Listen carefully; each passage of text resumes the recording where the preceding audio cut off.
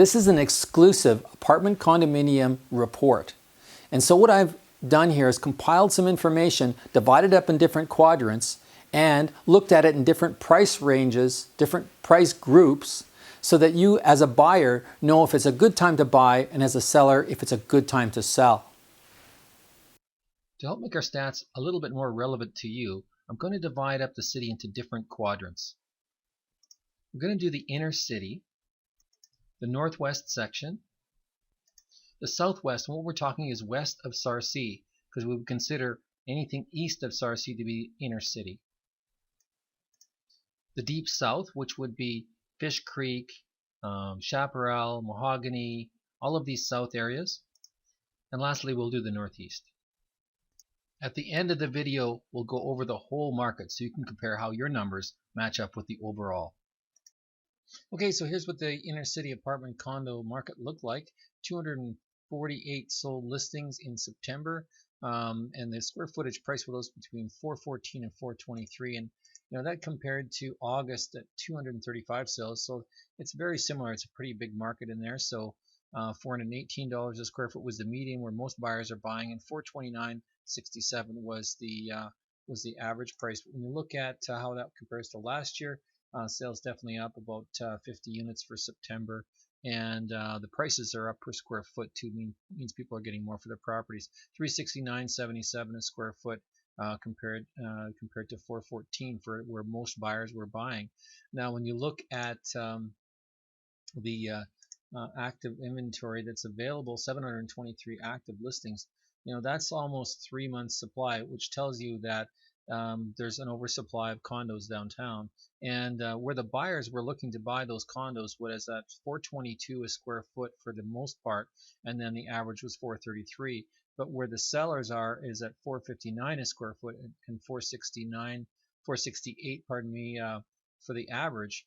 And here's the bigger part of the story, that the list prices that they're really looking to buy at is around $350 to $380, and the list prices where the sellers are is at $384 to $503, and the square footages are slightly bigger. So the inventory that's left out there is bigger and higher price per square foot. So we may see that continue, as if there's no more buyers, the buyers can't qualify to go higher, then that's where it'll stay.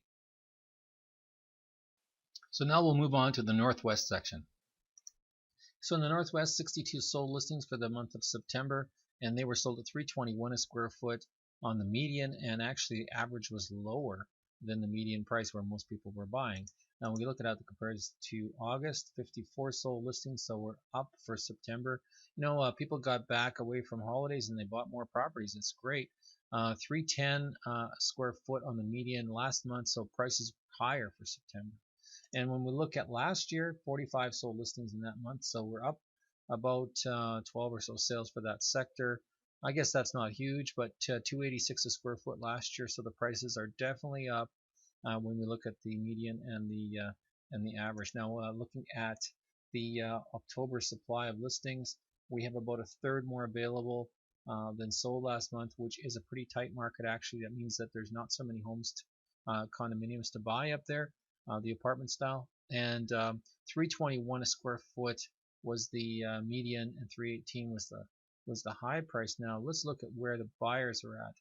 Okay, so the sellers are at, so the active listings are fairly well priced compared to what's out there, and even then I guess it's just the smaller square footage that's left out there. So buyers wanted that higher square footage by a small margin. I guess it's not too much, and the prices are actually right in line with where they should be for the northwest. So I think that unless we lose buyers in that area, I think that we may have continued good fall there.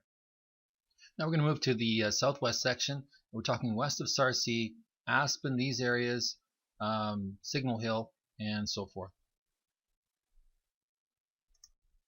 In the southwest, 28 sold listings for the month of September for apartment condos, $322 a square foot, and the average was $316, so the averages were lower.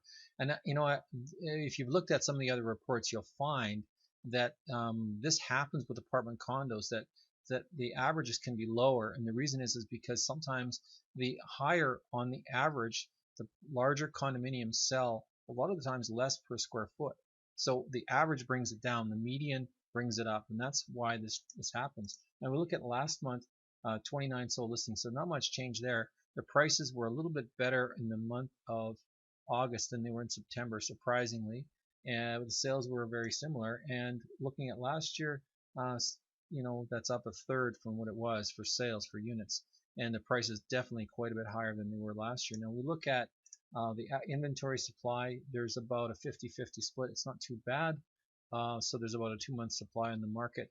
The question is, where is it positioned? Looks like that the inventory is positioned quite well when we look at the most of the properties available at 318 and 990 square feet, and on the median where the buyers were looking, they were looking for properties priced at 317. So that means that there'd be some inventory, but it looks like on the average that the price per square foot is quite a bit higher than where the buyers were expecting to pay even last month. So we'll have to just watch that and see what happens there.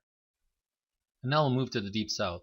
Evergreen, Silverado, Cranston, Mackenzie Town, all these south areas.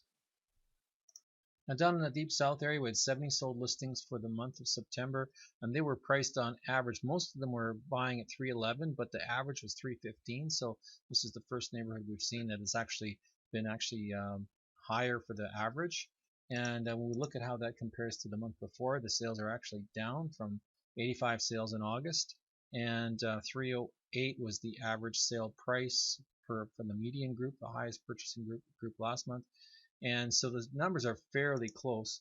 But when we look at last year, we're looking at 45 sales for last year. So that was quite a big jump from last year. So we actually almost doubled our sales for this particular month in that south section. And of course, the prices are up quite a bit as well. When we look at the amount of active inventory that's available, 115 active listings and 70 sold listings.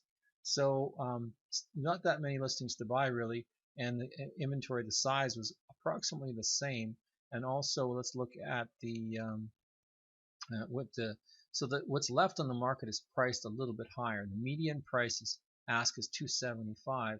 Buyers are looking for properties priced at about 249 to 261. So this is skating a little bit high, which means that the sellers are definitely asking more money for their properties.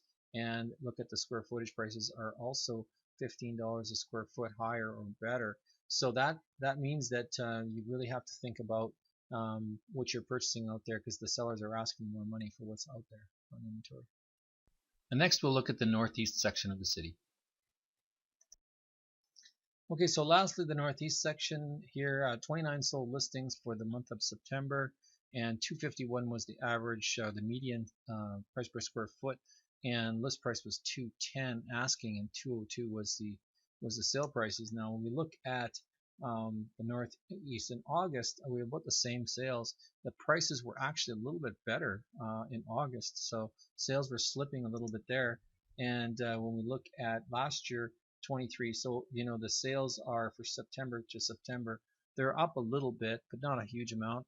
And the prices per square foot, of course, in this sector also up and really good too. Now we look at the inventory supply compared to what's available. There's twice as many apartment condos available up there as sold. And where's our pricing at? So the active asking prices were 265 pretty much, and where the sellers are asking is 272 to 283. So they maybe have a little bit unrealistic expectations there, and the square footages are about the same.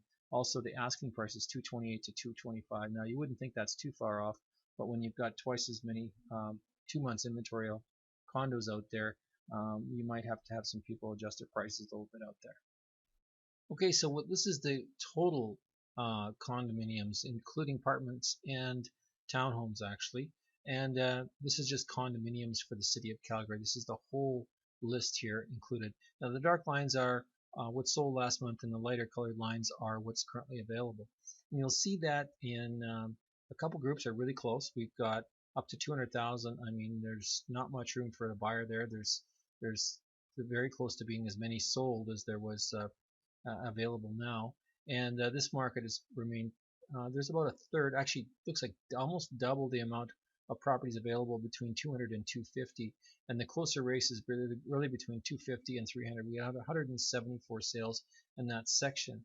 Now when we look at how that compared to the previous month, we can see that the sales in that section were way up because we had about 30 more sales, 35 more sales in September than we did in August. So that really brought the average up.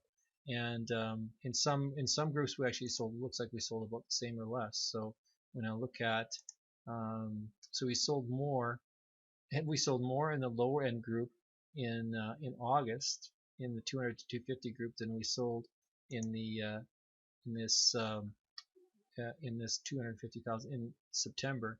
And looks like we just got one group that's really up in sales, and that's that 250 to 300, and there was 30 extra homes, townhomes, and condos sold in that time period.